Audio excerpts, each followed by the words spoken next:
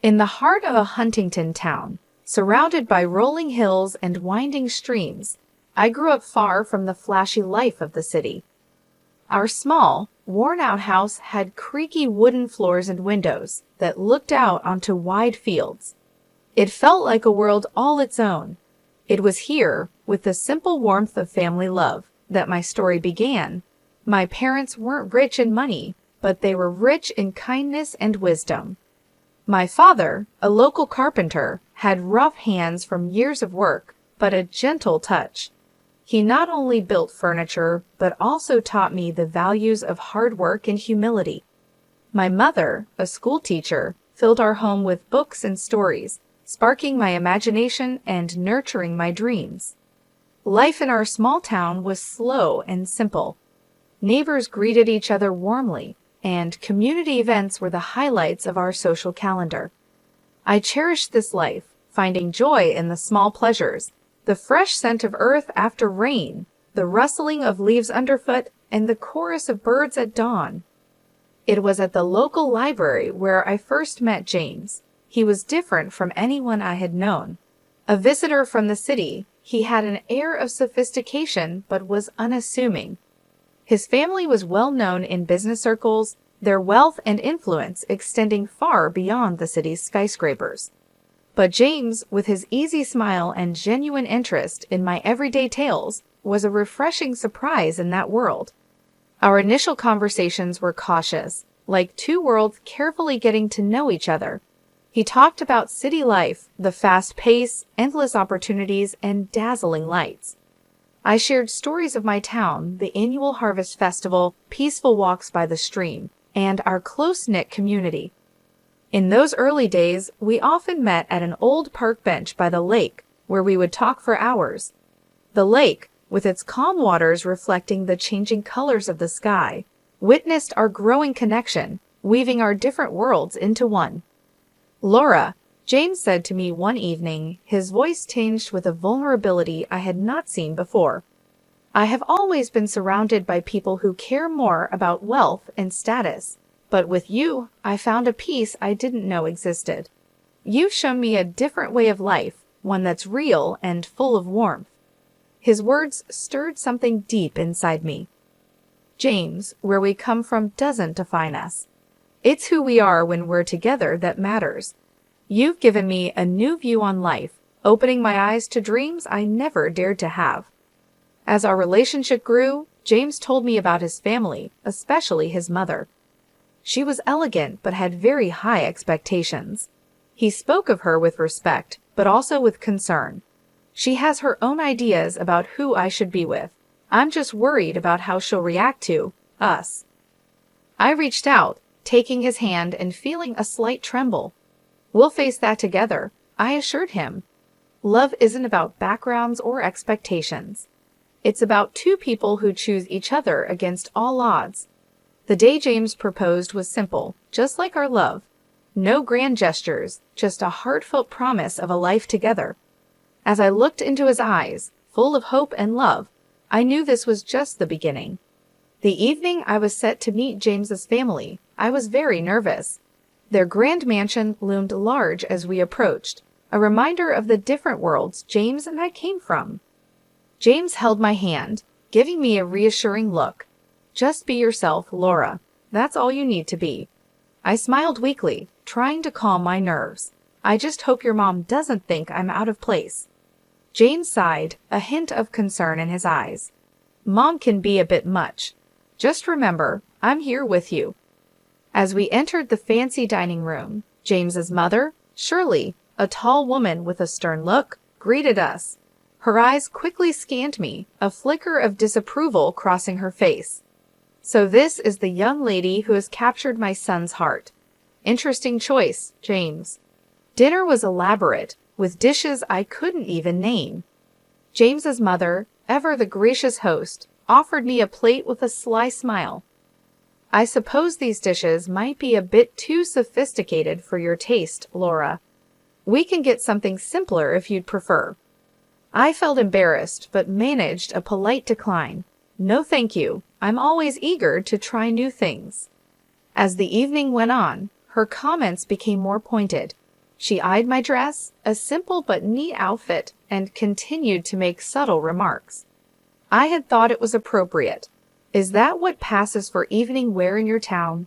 It must be challenging to find good clothes on a modest budget. James tried to change the subject, but his mother was relentless. Tell me, Laura, what do your parents do? It's always fascinating to learn about different walks of life. I answered, feeling her judgment. My father is a carpenter and my mother is a school teacher. Oh, how quaint, she replied, her voice dripping with condescendence. Hard-working people, I'm sure, but I suppose they couldn't offer you much in the way of a financial head start. The meal continued with her taking jabs at my small-town upbringing, my parents' humble jobs, and even my salary, which she somehow knew about. Each comment was polite, but sharp enough to hurt. James was visibly uncomfortable, and his attempts to defend me only seemed to amuse her more. As we left, James's father, Richard, pulled me aside and offered a kind smile. Laura, you handled yourself well. Don't let her get to you. She'll come around. In the car, James apologized profusely. I'm so sorry, Laura. I didn't think she'd be this harsh.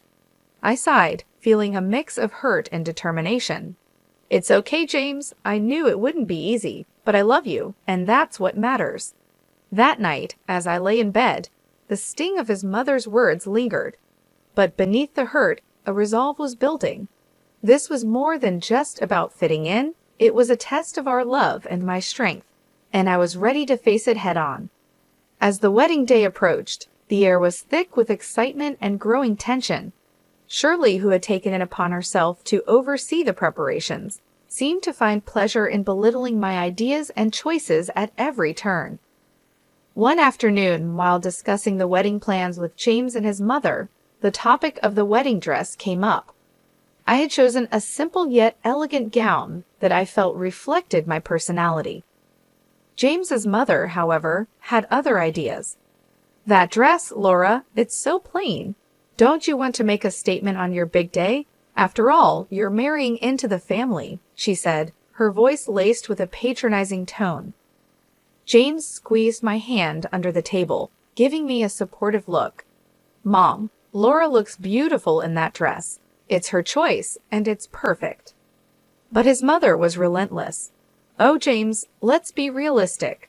This is a high-profile event. People expect a certain standard. Laura, dear, you should consider something more fitting of our family's status. I tried to keep my voice steady, though her words stung. I appreciate your concern, but I really love my dress. It's special to me. She waved her hand dismissively. Well, it's your day, I suppose, but remember, it's not just about you. It's about how you represent us, too. As the days went by, her comments became more frequent and hurtful. Marian criticized the flower arrangements, the menu choices, and even the invitations. Each remark was a subtle dig at my background and my inability to meet her high standards. James and I often talked about this late into the night. I can't believe she's being so difficult, James would say, frustration clear in his voice. I wish she could just see how amazing you are and how happy you make me. I would lie there in his arms, feeling a mix of love and sorrow. I knew it wouldn't be easy marrying into your family, but I didn't expect it to be this hard. The wedding day dawned bright and clear, a stark contrast to the turmoil inside me. My parents and I had worked hard to make everything perfect despite Marian's constant criticisms.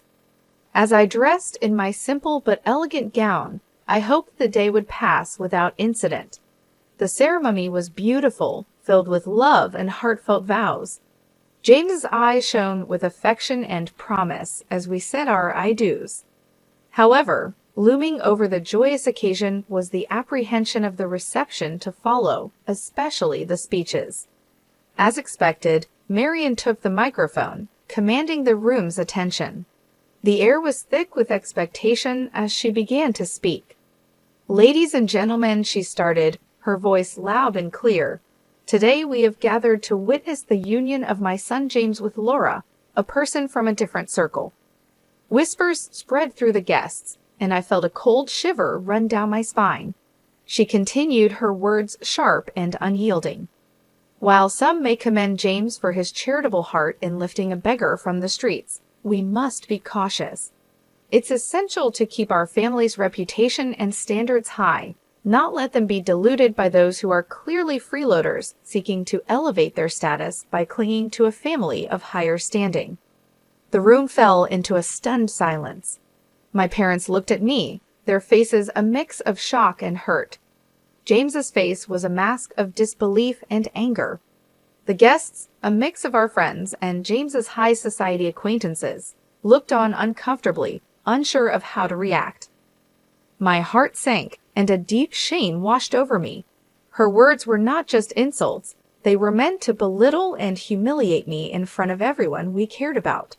As she finished her speech with a forced toast to our future, the applause was hesitant and quiet.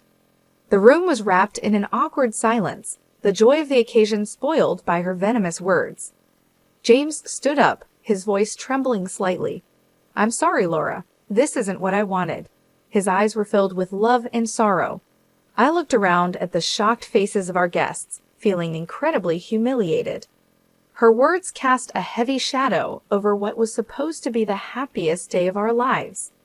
The tension lingered after James's mother's harsh speech. Then his grandmother, Mrs. Joyce, a respected and authoritative figure in the family, requested the microphone. Her composed demeanor and serious expression immediately drew everyone's attention. "Good evening," she began, her voice clear and firm. "I have something important to say. Laura, you have faced unfair criticism today, criticism that no one deserves, especially not on their wedding day." I looked up in surprise, and James beside me seemed equally astonished. Mrs. Joyce then turned to Shirley. "It seems we have forgotten our own past and where we come from. Let me remind everyone here, especially you, that before you were the lady of this house, you were a maid working under this very roof. It was here that you met your husband." A hush fell over the room. James's mother's face turned pale, her eyes widening in shock and embarrassment. Mrs. Joyce continued, her tone firm. "So, for a former maid to stand here and scorn someone for their humble beginnings is not only ironic, but deeply hypocritical." I could hardly believe what I was hearing. The room was silent, every guest hanging on to Mrs. Joyce's every word. You, who rose from poverty, should be the last person to judge or belittle another based on their background. We should be proud of Laura's integrity and strength, not deride her for it. The guests shifted uncomfortably, and whispers began to circulate. Shirley sat motionless, the impact of Mrs. Joyce's words clear on her face. In this family, we value character over wealth, kindness over status. Laura exemplifies these values, and I am proud to welcome her into our family, Mrs. Joyce concluded, her gaze softening as she looked at me. The room erupted into applause, a stark contrast to the earlier muted response. Shirley sat there, completely humbled, her earlier arrogance replaced by a visible sense of shame. I didn't feel sorry for her, James whispered to me. I never expected Grandma to stand up for us like this. I squeezed his hand, feeling a mix of relief and gratitude. She's amazing. The rest of the evening felt lighter, the air cleared by Mrs. Joyce's honest defense. Guests approached with warm congratulations and sincere smiles. I felt like they were all on my side, and it felt great. As we left the reception hand in hand, I felt a renewed sense of confidence and belonging. Mrs. Joyce's words had changed everything, breaking the cruel plans of a not-so-smart woman. The days after the wedding were filled with unspoken tension in James's family. It all came to a head during a family meeting at Mrs. Joyce's house, where the air was thick with expectation and apprehension. As we gathered in the grand living room, Mrs. Joyce began without hesitation, her voice firm and unwavering. "What happened at the wedding cannot be overlooked. The way you spoke to Laura was disgraceful," she addressed Shirley directly, her eyes sharp. James's mother, usually so composed, looked smaller somehow, her usual confidence diminished. "Joyce, I've already apologized to Laura," she said, her voice tinged with a hint of defiance. "It's not just about an apology," Mrs. Joyce retorted. "Your actions reflect on this entire family. You've become accustomed to a lifestyle funded by the family's money without appreciating its value." James's father nodded in agreement, his expression serious. "My mother is right. You've lost sight of what's important." Mrs. Joyce then laid out her decision, each word deliberate and clear. "I've decided to cut off the financial support you've been receiving. It's time you start contributing to this family instead of just taking.